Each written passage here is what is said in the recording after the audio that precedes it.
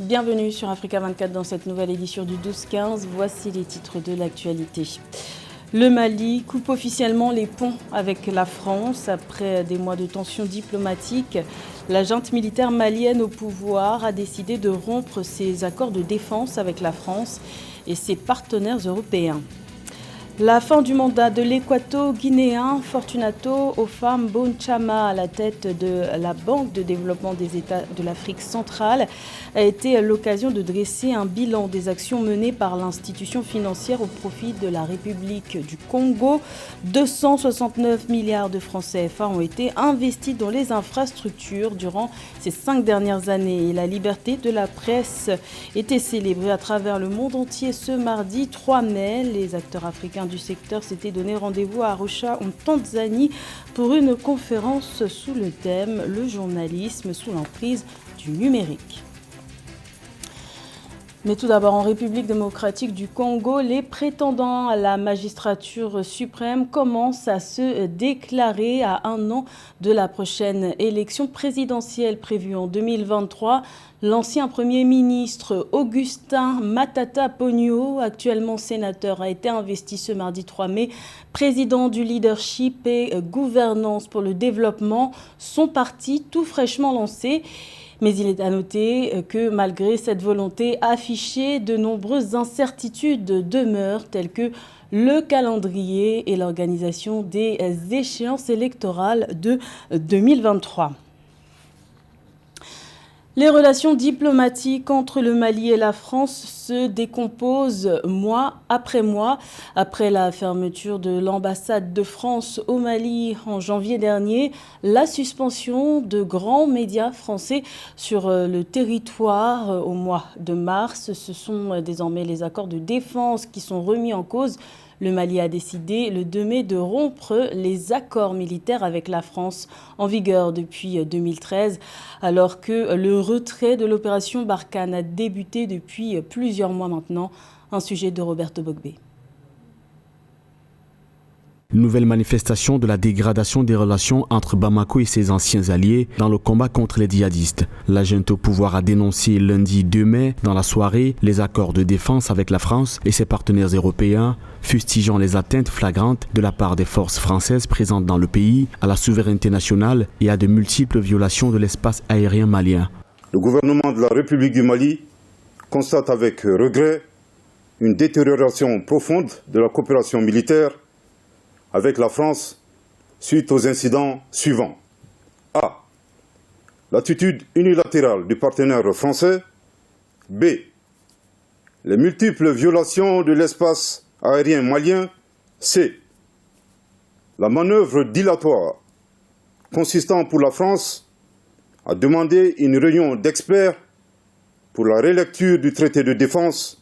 Attitude unilatérale, atteinte flagrante à la souveraineté nationale du Mali. Le mardi 26 avril 2022, le porte-parole du gouvernement publiait déjà un communiqué de presse accusant l'armée française d'espionnage et de subversion. Depuis le début de l'année, le gouvernement de transition a constaté plus de 50 cas de violation jugés délibérés de l'espace aérien du Mali, notamment par ses forces armées françaises.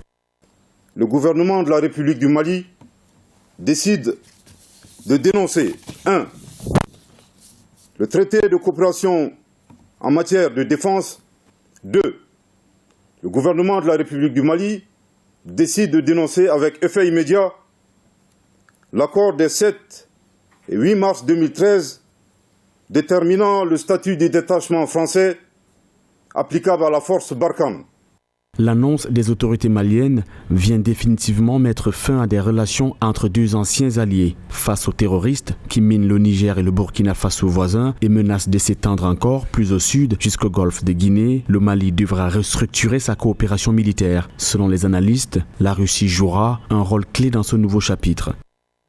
Traiter les maux à la racine, c'est ce que préconise le secrétaire général de l'ONU, Antonio Guterres, pour éradiquer la gangrène du terrorisme en Afrique et principalement en Afrique de l'Ouest où il a débuté une tournée sous-régionale depuis le 1er mai avec en première escale le Sénégal. Le diplomate est revenu longuement sur la crise sahélienne et les moyens d'en sortir, un sujet de Philomène Tine.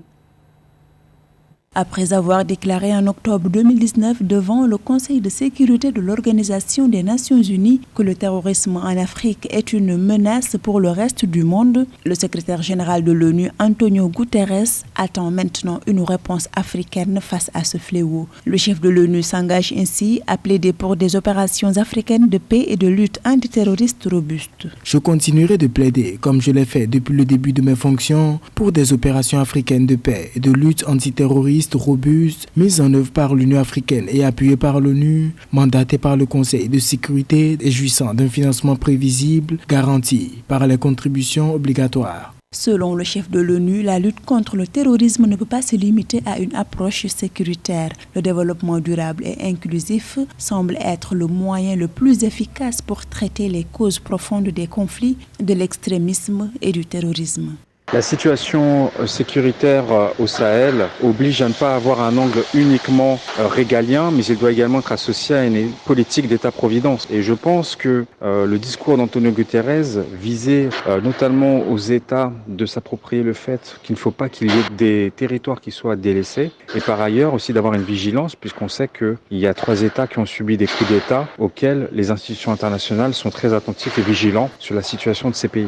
En Afrique, la région sahélienne est minée par les violences djihadistes. Se montrant sensible à cette situation, Antonio Guterres exhorte la communauté internationale à apporter tout son soutien aux pays touchés afin de s'attaquer aux causes profondes du fléau. Également dans l'actualité, en Somalie, une base militaire de la force de maintien de la paix de l'Union africaine, AMISOM, abritant des soldats burundais, a été attaquée ce mardi 3 mai près d'un village situé à 160 km au nord-est de Mogadiscio. Après des tirs nourris et plusieurs explosions, le bilan fait état de plusieurs victimes. Des militants islamistes radicaux Shebab ont revendiqué l'attaque dans un communiqué. Rappelons que le mandat de l'AMISOM a été prolongé fin mars par le Conseil de sécurité de l'ONU jusqu'à fin 2024 pour stabiliser le pays face à l'insurrection islamiste Shebab qui sévit depuis plus de 10 ans.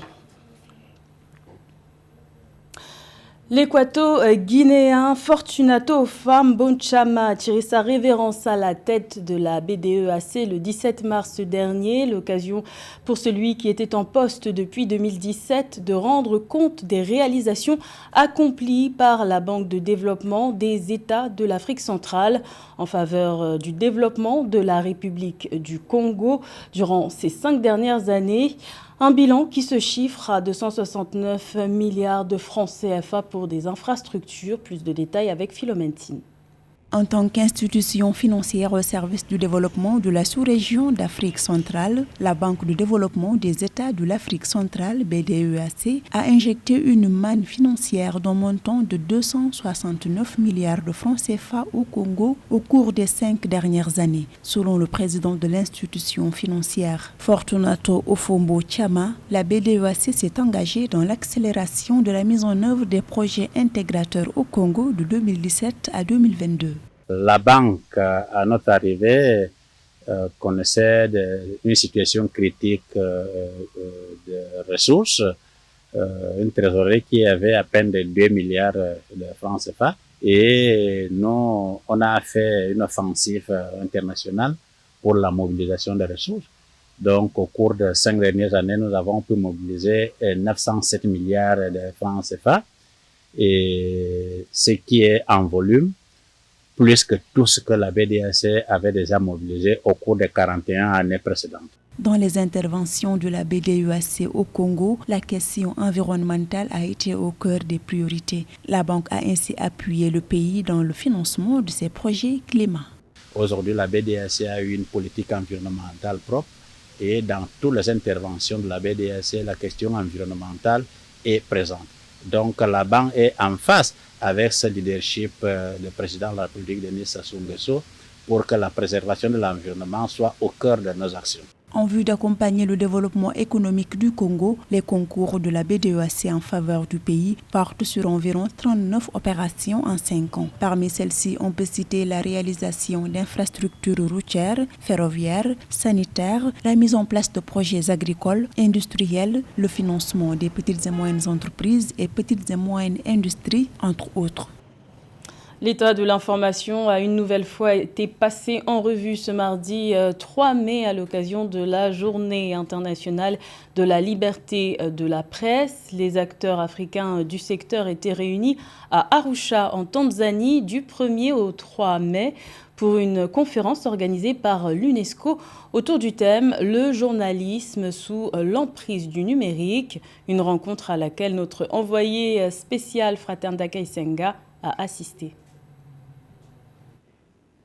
Le journalisme sous l'emprise du numérique, voici le thème à réflexion pour la Journée internationale de la liberté de la presse, célébrée chaque année le 3 mai. Au niveau continental et pour la première fois, cette journée a été célébrée à Arusha en Tanzanie. Une opportunité aux différents journalistes et acteurs de l'univers médiatique en Afrique de réfléchir aux défis posés par les nouvelles technologies à leur profession. We as media must accept that we need to be intellectually right. En tant que professionnels des médias, nous devons accepter de rester intellectuels. Quand je dis ça, je veux vous encourager à rester vigilants, à questionner les choses. Nous devons rester informés des idéologies patriotiques, culturellement enracinés et professionnellement outillés. Nous devons être prêts pour naviguer avec la technologie et enfin, nous devons être financièrement instruits et pertinents sur le marché.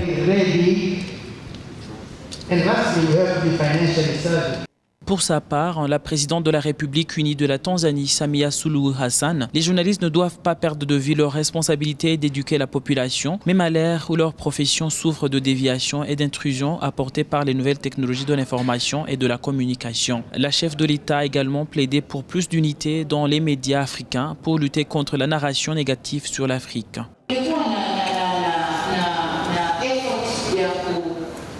Je me rappelle du projet pour la création d'un média panafricain qui devrait porter le nom de Voix d'Afrique. Malheureusement, il a disparu. Aujourd'hui, même si vous changez de nom, essayez de le faire renaître. C'était un beau projet et c'est au sein de ce média que vous devriez discuter de vos problèmes et des solutions y relatives ou encore comment défendre votre continent en parlant du bien qu'il a offert et construire une image différente de votre continent. La célébration de la Journée mondiale et de la liberté de la presse marque également la fin de la Convention des médias africains qui s'est tenue ici à Arusha du 1er au 3 mai 2022. Pendant 3 jours, plus de 450 acteurs du secteur médiatique africain ont discuté des défis de la presse, notamment la construction de la narrative positive sur l'Afrique. Également dans l'actualité, c'est ce mardi 3 mai, date de la Journée internationale de la liberté de la presse, qu'a été décerné le Grand Prix Malina à Madagascar. Comme les fois précédentes, cette 4e édition a récompensé les journalistes d'investigation pour leur travail d'enquête sur des thématiques liées à la corruption. C'est le reportage de Randrian Solo et de ses 2 confrères sur la corruption dans l'attribution des marchés publics, sur la construction des écoles publiques qui a été primé. C'était le journal de la rédaction. Merci de l'avoir suivi. L'information continue sur Africa 24.